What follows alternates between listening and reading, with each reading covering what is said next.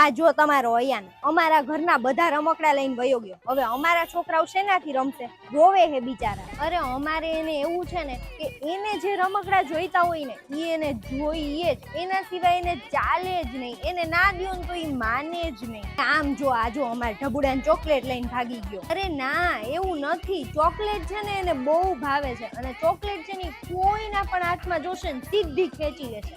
પાછું અમારું માને જ નહીં. આ તમારો અયાન બધા છોકરાને કેવો હેરાન કરે છે, એને કઈ કેતા જાવ. અરે એ કોઈ છોકરાઓને હેરાન નથી કરતો, ઈ આવી રીતે રમે છે, એની આદતો જ એવી છે, કોઈનું નહીં સાંભળે. આ તમારો લાડલો કાલે અમારા ઘરે ધૂળ નાખીને વયો ગયો. એને કઈ સમજાવતા જાવ ને. હું તો એને બહુ ખીજાણી પણ એ સમજતો જ નથી, કોઈનું માનતો જ નથી. હું શું કરું, તમે કયો મને. એ આ તમારા છોકરાને લઈ જાઓ, મારા બધાય કાચના ગ્લાસ ફોડી નાખ્યા. અરે નાનો છોકરો છે, થોડીક તો તોડફોડ કરે ને, કાંઈ વાંધો નહીં. એક બોક્સ જ તોડ્યું છે ને કાચના ગ્લાસનું. માને તો અમે કંઈક કહીને, બાકી તો શું કેવું.